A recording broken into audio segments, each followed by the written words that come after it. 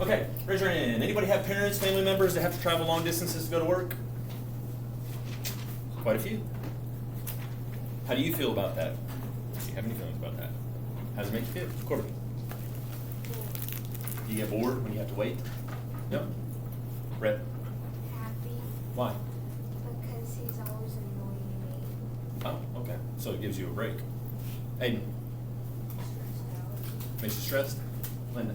Tiring because I have to go with her sometimes in the summer to take her to work. Gotcha. It can be tiring because sometimes you might have to go with them. The book we're reading today is Poncho Rabbit and the Coyote. Poncho Rabbit and the Coyote. And Poncho Rabbit's dad has to travel for work. Poncho Rabbit and the Coyote. If you have a copy of the book, you are on the first page. If you don't, you are turned facing the board. Poncho Rabbit and the Coyote. One spring, the rains did not come and the crops could not grow. So Papa Rabbit, Senor Rooster, Senor Ram, and other animals from the rancho set out north to find work in the great carrot and lettuce fields. There they could earn money for their families. Many harvests went by and it was finally time for Papa Rabbit to return home. His family was preparing a big fiesta. Everyone on the rancho was excited to see him, especially Poncho Rabbit, his eldest son. I heard Mama telling Senora Duck that Papa saved enough money in El Norte so that he won't ever have to leave us again, Poncho told his brother and sisters. They were helping Mama cook Papa his favorite meal, mole, rice and beans, a heap of warm tortillas, and a jug full of fresh aguamiel. First question for you and your partners, group of three at Avery's table.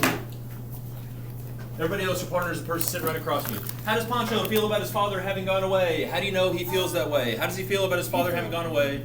How do you know he feels that way? You have 40 seconds. Go ahead. He feels sad because I can tell because when he figured out that his father could come back and stay, he was really excited. Yeah, he was sad because when he had to leave, he wasn't happy.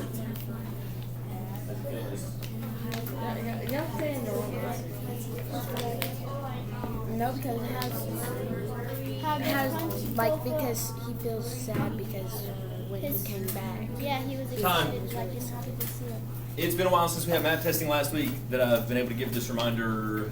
5th grade vocabulary. Yes, I know a lot of us said sad, and yes, he is sad. Can we use better vocabulary than that? Start us off. Jaden, how does Poncho feel? He's upset. How do we know he's upset? Okay. Avion. He's upset. He is He's maybe concerned concerned. Why would he be concerned? because he had to go off far away and something could happen. He's far away. Something could happen to him. Upset. Concerned. Sophia, he is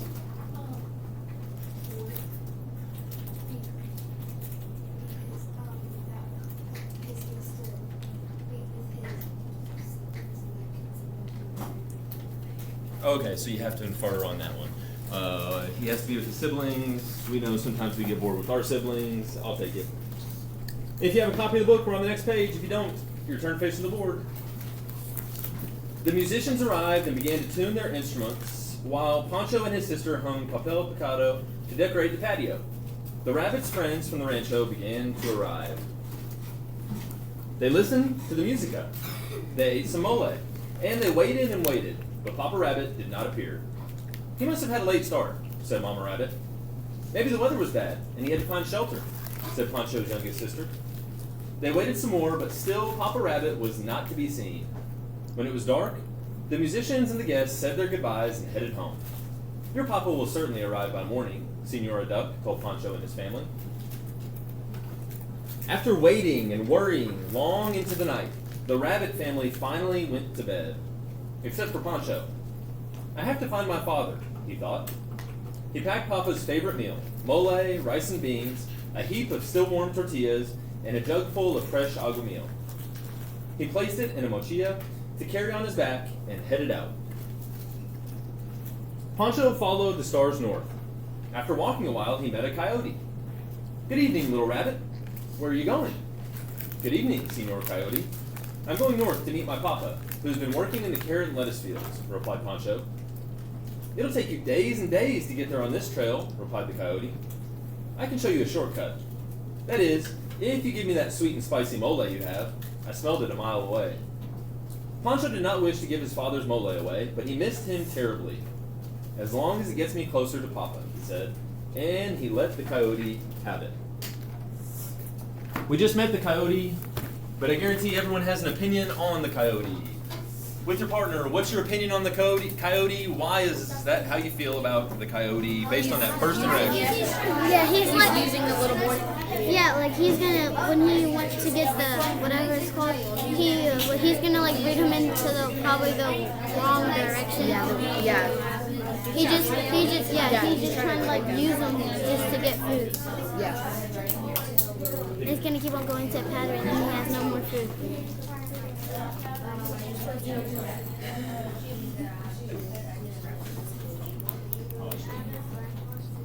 Alrighty. I'll take 3 or 4 answers on this. Ryan, start us off. What's your opinion on the Coyote?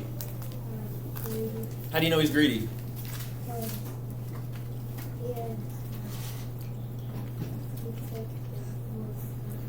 Yeah, he's already asking for some of the food. Avery, what's your opinion on the Coyote?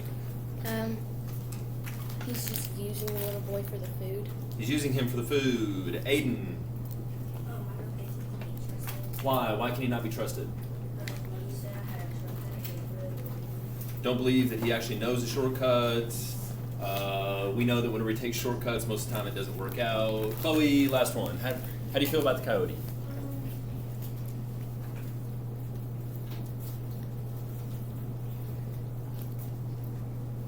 Or you want me to come back to you on that one? Yep, 3 great answers. We do not necessarily trust the Coyote, don't feel great about him. The Coyote led Pancho to the train tracks. As the sun rose, he showed Pancho how to jump onto a passing car. The train was running so fast, poor Pancho almost fell off. They rode atop the train, zooming through the countryside. When the train slowed for a curve, Pancho and the Coyote leaped off. We must now cross this river, said the Coyote. Senor Coyote, I don't know how to swim, said Pancho. The water was murky and rushed by very fast. He was scared. I can help you reach the other side, said the Coyote, but I will be exhausted after I do. Once we are across, I will need to eat the rice and beans you are carrying to regain my strength. Fine, said Pancho, as long as it gets me closer to Papa. The Coyote picked up a tire that was jumped on the riverbank. Pancho gathered all his courage and held on tight. Splash! They jumped into the river. The Coyote helped him float to the far bank, and although he did not want to, Pancho gave the Coyote the rice and beans, just as he promised. The sun was high in the sky now. Pancho and the Coyote walked on and soon reached a very tall fence that separated the south from the north. It was impossible to jump or climb over. There's a tunnel we can use, said the Coyote, but the snakes watch it. If you give them the tortillas you were carrying, I'm sure they will let us through. As long as it gets me closer to Papa, Pancho said, and sighed. The Coyote talked to the snakes. They agreed to let them pass, but demanded every single one of Pancho's tortillas. Pancho and the Coyote entered the tunnel. It was dark, narrow, and very long. When they emerged, Pancho and the Coyote were on the north side of the fence. They were in El Norte. The afternoon sun beat down on them, and there was no shade. The Coyote pointed to a hut in the distance. We can spend the night there, he said. In the morning, I will take you to the great carrot and lettuce fields, and there you will find your papa. Pancho and the Coyote walked under the desert sun. Poor Pancho's feet ached. Give me some of that aguamiel you have, little rabbit, said the Coyote. I feel dizzy. If I don't drink something, I will collapse and we will never get there. Pancho gave the Coyote some aguamiel. The sand and the air were scorching hot, and Pancho felt dizzy. He was very thirsty, and he drank the remainder. As long as it gets me closer to Papa, repeated Pancho to himself in a daze. Question's going to be up on the board, and I'm going to go back. When you look at that illustration on the previous page, what helps you feel the heat of the desert? That's what we're going to start with. I'll take 2, 3 volunteers. How can you see the heat of the desert? How can you feel the heat of the desert? Olivia.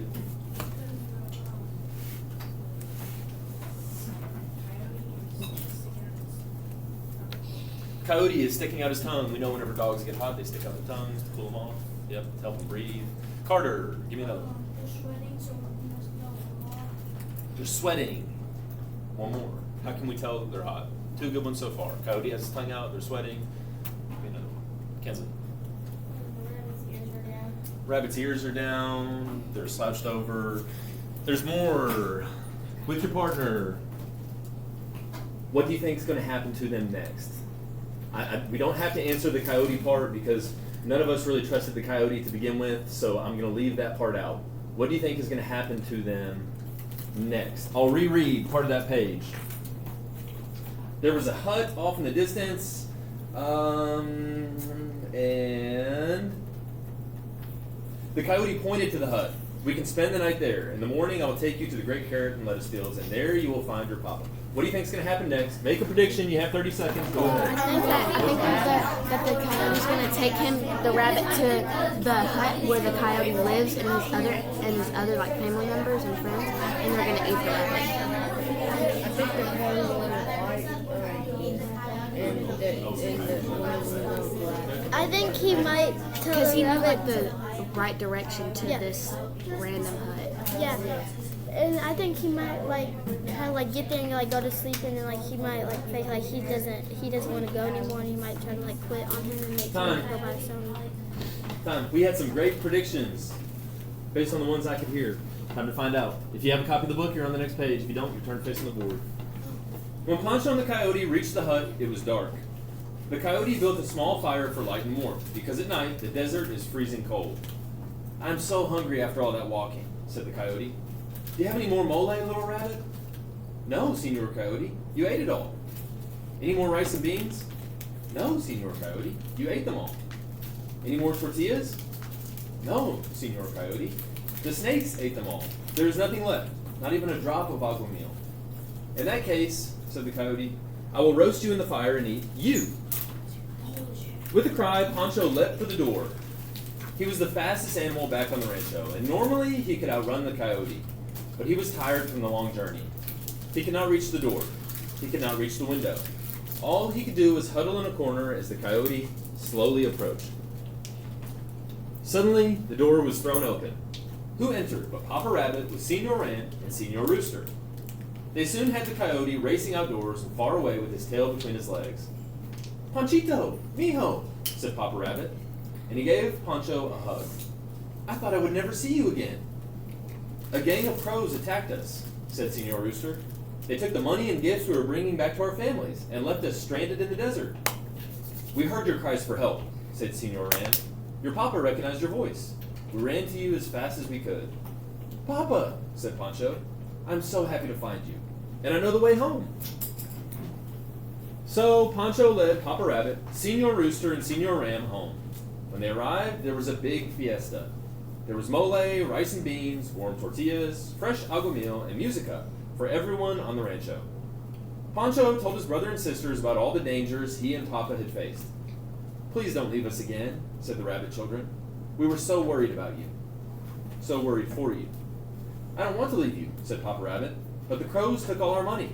If it doesn't rain enough again this year, and if there is no food or work here on the rancho, what else am I to do?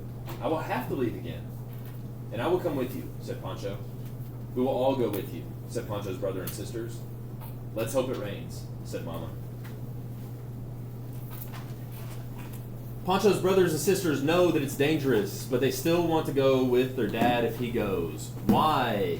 Why do they want to go with him? Why do you think the mom does not want to go? She's hoping that it rains. Why do they want to go with him? Why does she not want to go? You have 45 seconds to go ahead. I think the mom doesn't want to go because she doesn't want to like have the experience and doesn't want to go through all that trouble.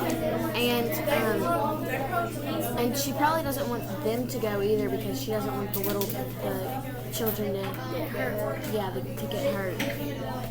They want to go because they don't want to be away from their father any longer. And the mom probably left that it's waiting so because she doesn't like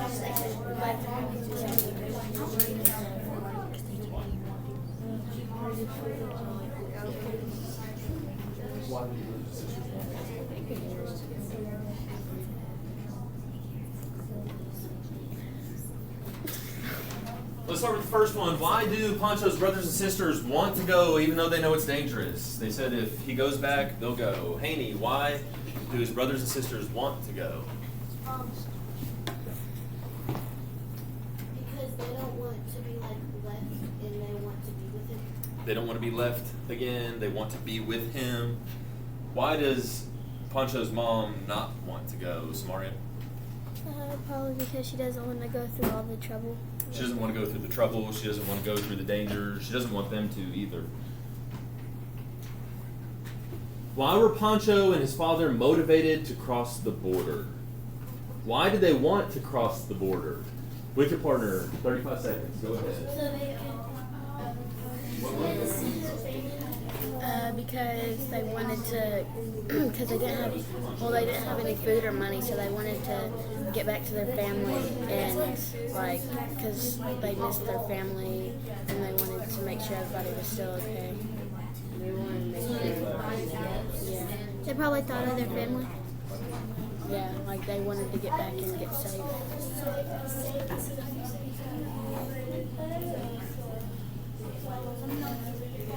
Time. Start us off. And you can answer for Pancho or his dad. Why did they cross the border? Two very different reasons. Corbin, either one.